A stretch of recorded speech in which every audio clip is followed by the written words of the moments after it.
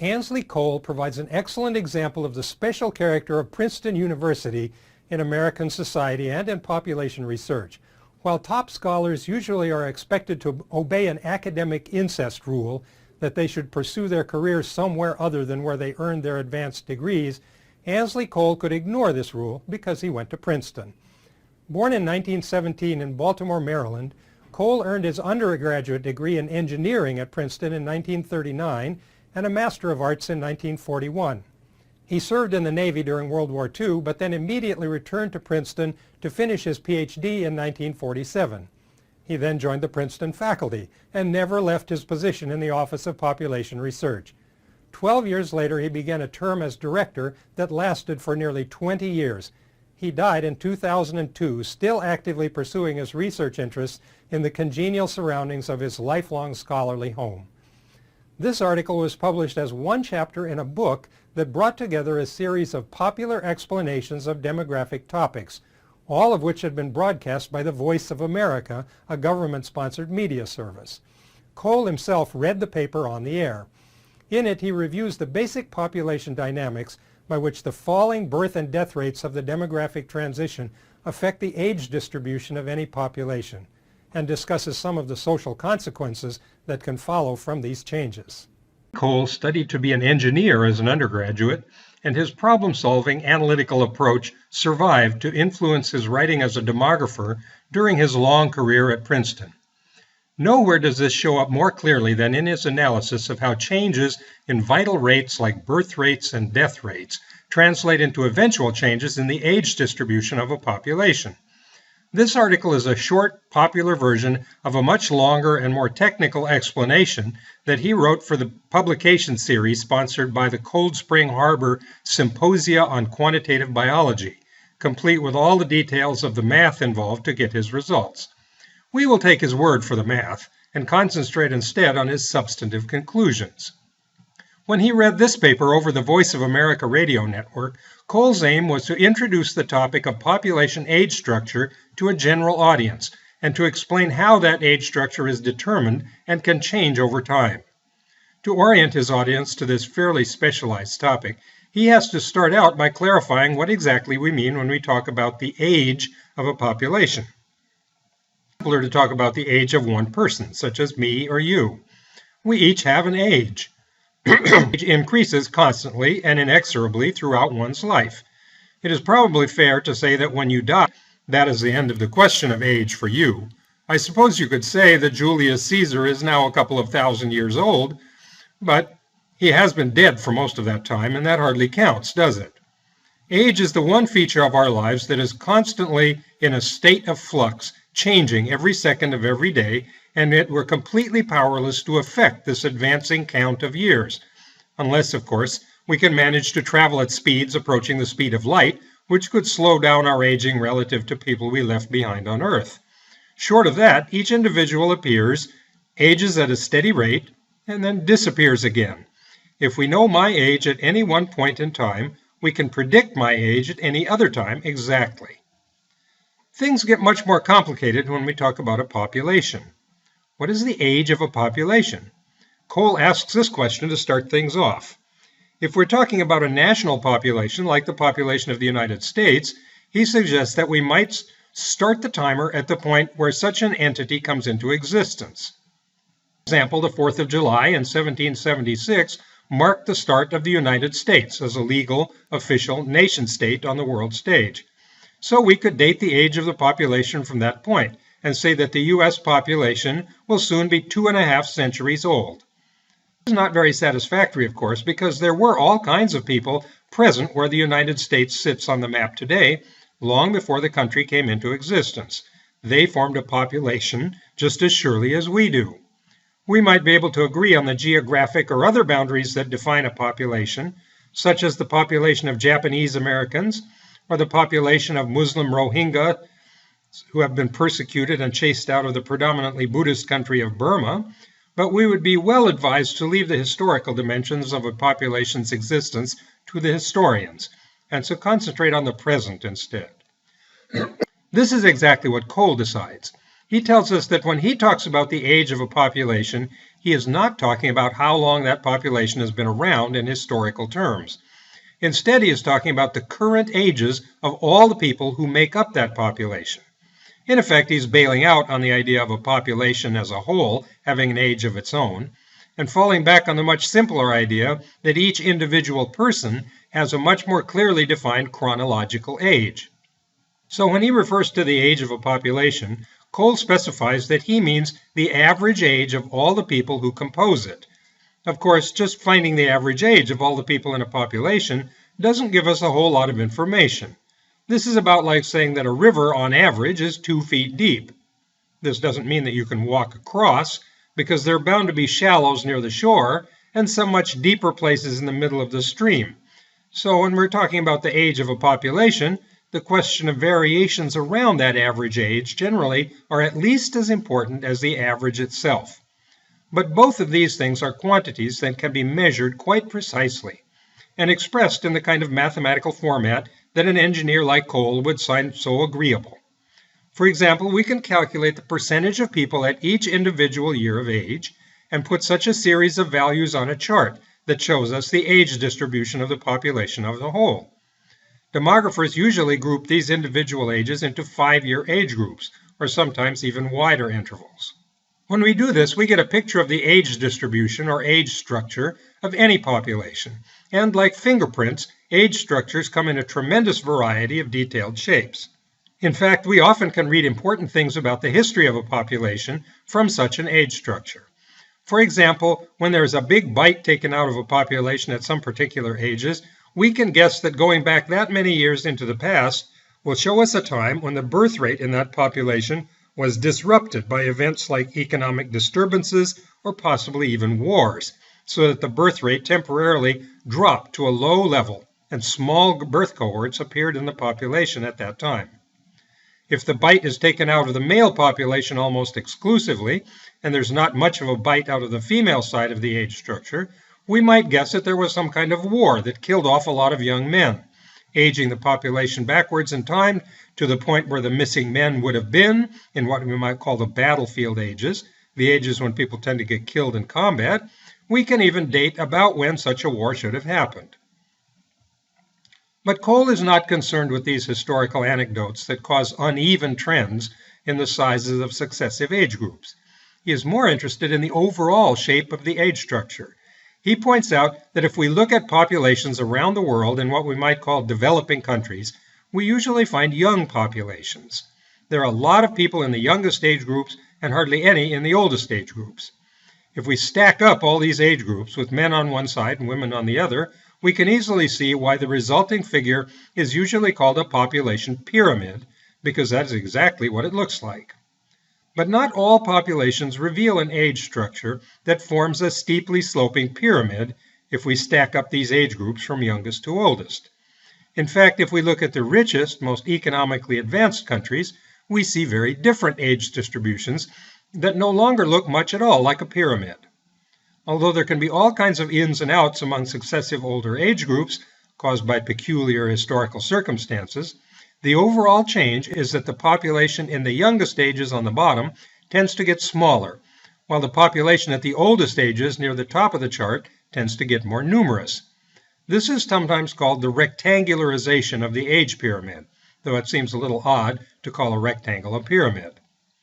Now, the interesting thing for Coale is that this contrast between younger and older age structures apparently has something to do with the different levels of economic development we use to group these two sets of populations together for comparison. In fact, Coale's argument is that the demographic transition itself, the transition from high to low birth and death rates, is responsible for this changing age structure pattern.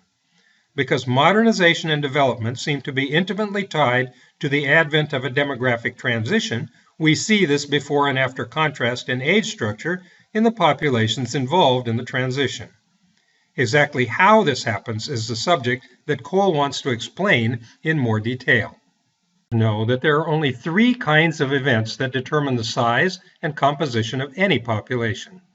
While populations can go on indefinitely, the people who comprise them come and go at an alarming rate.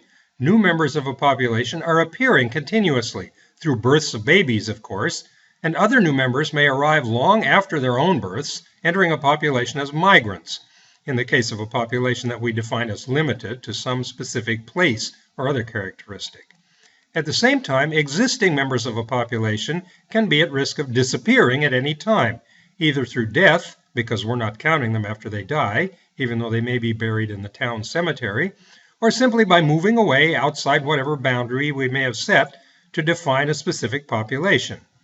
These three types of events provide the slogan for our course: travel, sex, and death. Scholars like Ansley Coale, with good mathematical backgrounds, go into great detail in working out exactly how these three processes determine the characteristics of a population, in this case the age distribution in particular. In fact, Coale is well known for pointing out that a special kind of mathematical theory applies to the case of population age distributions. In demography, this strong ergodic theorem states that no matter what kind of age distribution you start out with, even one with lots of bites out of it from wars and depressions, whether it starts out as very young or very old, if you set the vital rates of travel, sex, and death, that is, migration, births, and deaths, as constant, and just let the population run forward into the future, experiencing these constant vital rates, eventually that population will forget its original age structure. Eventually it will converge on a new age distribution that reflects only the constant vital rates, and this will have nothing to do with where it started. In fact, if you start out with several populations with very different beginning age distributions and give all of them the same vital rates, eventually the age distributions of all of them will converge on the same shape, again determined only by the rates themselves. Their original age structures will be forgotten. Ansley Coale is one of the demographers who took the lead in demonstrating the mathematical proof that this theorem is correct, and that age distributions will always behave in this way and come to reflect only the vital rates at work in a population. But which vital rates will have the strongest effect on this outcome? Will it be travel, sex, or death?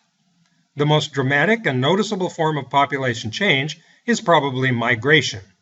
If strong migration currents are running between populations, the public tends to notice.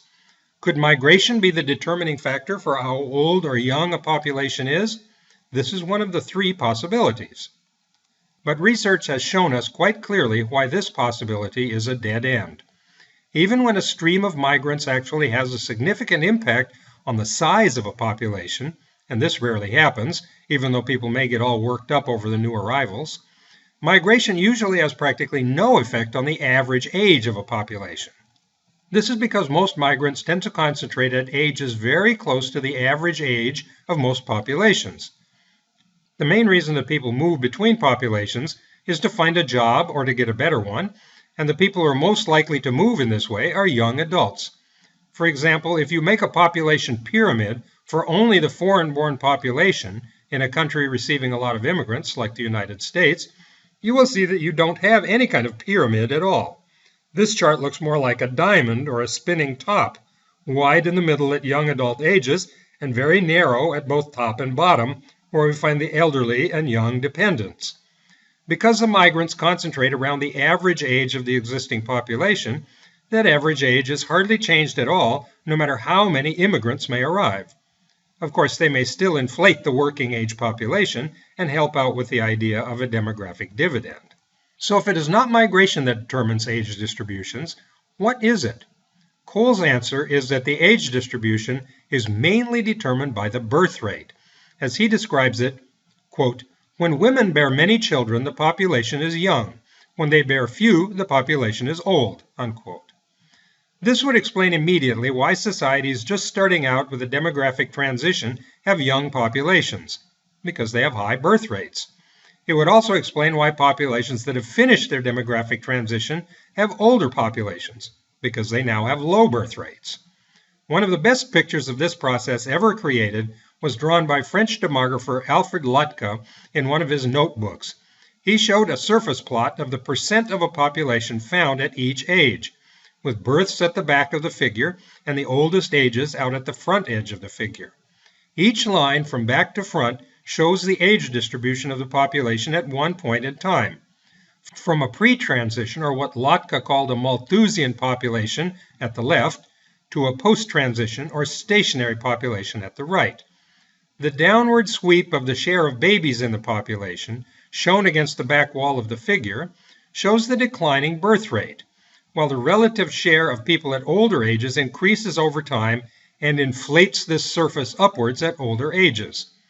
The only variable across this sequence of populations is the falling birth rate.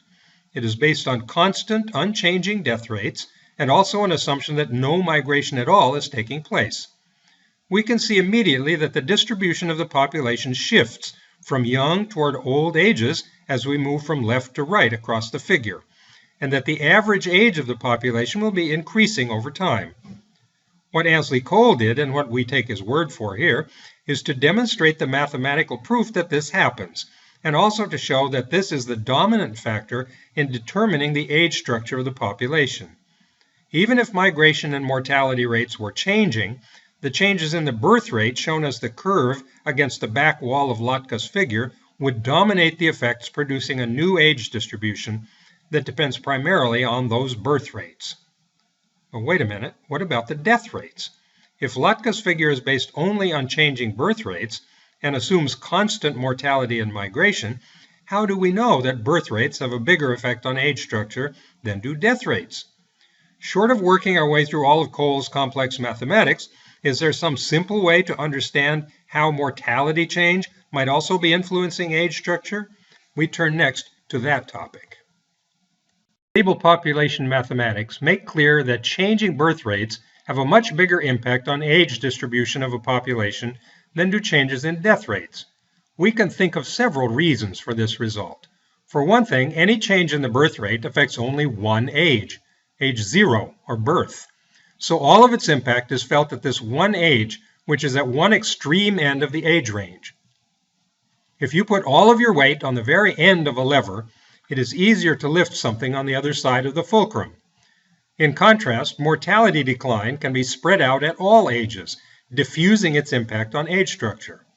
A second common sense reason to expect a stronger effect of birth rates is that the range of birth rates observed across human populations is much wider, from a low of less than 10 per thousand to a high of over 50 per thousand, compared to only a range of about 10 per thousand to 30 per thousand for observed death rates.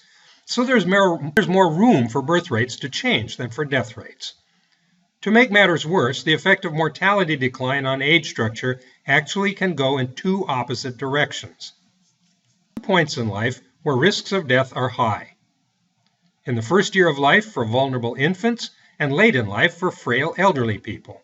Falling death rates can make the biggest impact on age distributions by working at one end of this scale or the other where there's room for progress.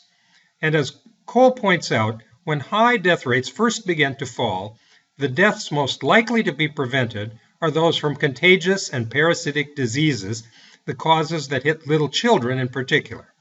So Coale puts it, as the average duration of life has risen from lower levels to 65 or 70 years, the most conspicuous advantages in survivorship seem always to have occurred in infancy and early childhood, unquote. If you save the lives of lots of infants and children, they remain in the population and get counted when you calculate the average age. All those extra zeros and ones added into the total actually make the average age younger, not older. This idea really takes some getting used to. We automatically think that if a person survives, that person gets older. This is true eventually. But in the meantime, if that person is a baby under the age of 1, that age gets averaged into the total, and the baby helps to make the population younger. In general, if mortality decline saves the life of somebody younger than the population's average age, that average age will get younger. Unfortunately, this is not exactly what a developing country is looking for as part of the modernization process. Everybody likes to save the children, but making the average age younger will make the dependency problem even worse, increasing the share of young dependents in the population. In this respect, it's a good thing that this effect of mortality decline is only minor compared to the huge effect of a falling birth rate making the population older, counteracting the rejuvenating effect of saving children. Without this dominant effect of birth rates making a population older, the demographic transition would bring more population problems than progress in its wake. This shows us clearly why it is so important to get into that third stage of the transition and to see birth rates begin to decline. Eventually, as mortality decline makes more and more progress against disease and death, the easy stuff gets accomplished. The causes of death that are easiest to combat are those contagious diseases that mostly kill babies and little children. The things that killed older people are much harder to deal with. The elderly die from things that usually go wrong from the inside, like cancer, heart disease, stroke, and other ways that your body can betray you. But once death rates at the youngest ages reach a low level, not much more progress is possible in that direction to improve survival. Instead, we begin to find more ways to prevent strokes and heart attacks, more ways to fight cancer, and tools for keeping people healthier longer in their lives. In general, if mortality decline saves the life of somebody older than the population's average age, that average age will get older because that person stays around to be counted in the average. The balance usually shifts in the process of mortality decline from saving mostly younger people to saving more and more older people instead, at around the time that life expectancy in the population reaches an age somewhere in the 60s. This represents a fairly advanced point in the demographic transition. And again, at this point in the transition, when fertility decline is already making the population considerably older, we hardly need any more help with population aging. So when mortality decline is saving mostly children and making the population younger, this is actually bad news for the age structure of those countries that need anything but more children. And later, when mortality decline switches over and starts saving mostly older people and making the population older, this again turns out to be bad news for these already aging countries.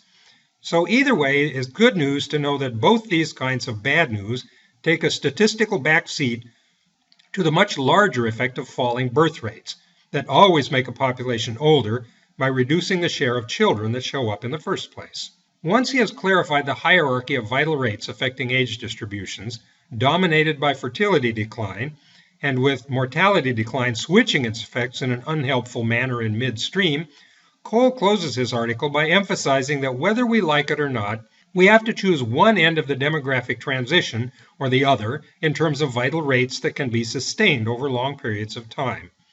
If the death rate falls but the birth rate remains high, the population will not only get younger but grow faster and faster until it reaches absurd levels and provokes disaster. If the birth rate were to fall without a similar fall in the death rate, of course the population would quickly fade away and disappear. Only equilibrium between the birth and death rates offer any long-term balance for a population. Choosing to remain stuck in the middle of the demographic transition, with birth and death rates out of step with each other, is unsustainable for any population over the long term. If we have a choice, of course, Coale tells us in no uncertain terms that finishing the transition and arriving at low birth and death rates is the obvious choice we should prefer. This is far better than never starting into the transition in the first place. It is true, he admits, that with low birth rates you automatically get an older population, and some people may worry that having more and more older people will make a society dull, conservative, risk-averse, and not much fun to live in. But older populations also have more knowledge and experience, not to mention more accumulated wealth to invest in future progress. We might long for a young, vibrant population dominated by children and young adults, but Coale gives us a dose of reality like a splash of cold water. If you want a young population, this comes at the price of a high birth rate, and the only way to balance out a high birth rate in the long run, in a sustainable population, is to match it with a high death rate. This is not a price most people would be willing to pay. So low birth and death rates it should be, though this may mean inevitable aging of the population.